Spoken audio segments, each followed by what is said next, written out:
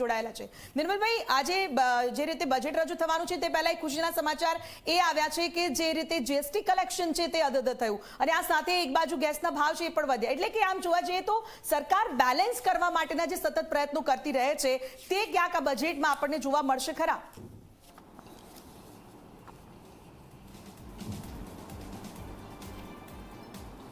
નિર્મલભાઈ, જો કોઈ પણ દેશે પોતાનો વિકાસ કરવો હોય, વિશ્વના અગ્રીમ દેશોની હરોળમાં પોતાનું સ્થાન જમાવવું હોય તો એનો એકમાત્ર આધાર ટેક્સ કલેક્શન છે।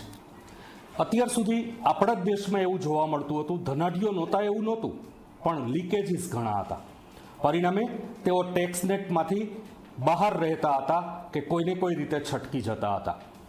2016માં નોટબંધી, 2017માં જીએસટી અને એ બંને ઉપાયો ઉપરાંત જુદી જુદી સંસ્થાઓ દ્વારા ખ્યાલમાં આવે કે અહીં સંપત્તિનું એકત્રીકરણ થયું છે, ત્યાં રેડ દ્વારા પણ સંપત્તિ બહાર લાવી અને દેશની તિજોરીમાં વેરો ભરાતો થાય એવી એક મુહિમ આ સરકારમાં આપણને જોવા મળી, જે દેશના વિકાસ માટે ખૂબ જ જરૂરી છે। વિશ્વના વિકસિત દેશો આપણે જો જોઈએ તો અહીં જે માની લો કે આવકવેરાનું કલેક્શન છે એ જીડીપીના ફક્ત 3%ની આસપાસ છે। આપણે એમ નથી કહેતા કે એ વધારવાની જરૂર છે, પણ વિકસિત દેશોમાં એનો દર 20%નો છે, કારણ કે વધુને વધુ લોકો ત્યાં વેરો ભરવાની મનોવૃત્તિ ધરાવે છે। દેશમાં પણ આ મનોવૃત્તિ શરૂ થઈ છે, પણ હજુ અમુક લોકો ભાગી રહ્યા છે, એને આ ટેક્સ નેટમાં ગોઠવવા માટે સરકાર પ્રયત્નશીલ છે। અત્યારે આપણે જોઈ શકીએ છીએ કે 2014માં જે આપણે વિશ્વમાં 10મું સ્થાન ધરાવતા હતા એ 5મા સ્થાને આવી ગયા છીએ અને આગામી 3 વર્ષમાં જ આપણે એ 3જા સ્થાને આવી શકશું। તાજેતરમાં જ G20ની જે બેઠક હતી એમાં મુકેશ અંબાણીએ પણ સૂચક નિવેદન કર્યું હતું કે $5 ટ્રિલિયન નહીં, આ દેશની જે જીડીપી છે એ $40 ટ્રિલિયન સુધી પહોંચી શકે છે આગામી વર્ષોમાં। તો દેશમાં ઘણી બધી સંભાવનાઓ રહેલી છે, દેશમાં ઘણી બધી પોટેન્શિયાલિટી રહેલી છે, એને ફક્ત ચેનલાઇઝ કરવાની જરૂર છે અને એ ચેનલાઇઝ અત્યારે થઈ રહ્યું છે। અગાઉ દેશમાં કાંઈ નહોતું એવું નહોતું, પણ આપણે જોઈને કંઈ આશ્ચર્યચકિત થાય એવું નહોતું। આજે આપણા જ દેશમાં જ્યારે આપણે હાઈવેઝ પરથી પસાર થઈએ છીએ, જ્યારે રેલ મુસાફરી કરીએ છીએ, ત્યારે આપણને આશ્ચર્ય જરૂર થાય છે, કારણ કે આપણા માટે એ બધું નવું છે। તો આ ઇન્ફ્રાસ્ટ્રક્ચર જે રીતે ડેવલપ થઈ રહ્યું છે એનો બહુ મોટો પુરાવો છે।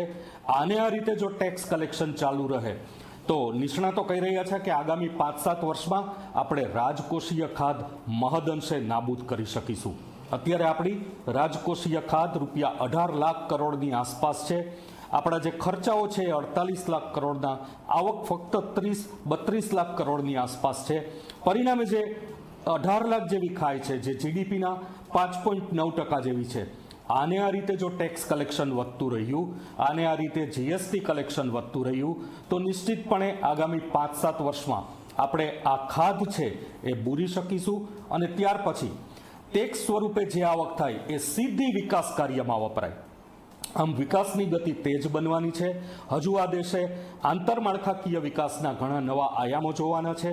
આ અંદાજપત્રમાં ફિનટેક કંપનીઓને પણ સરકાર દ્વારા પ્રોત્સાહન આપવામાં આવે એવું બની શકશે।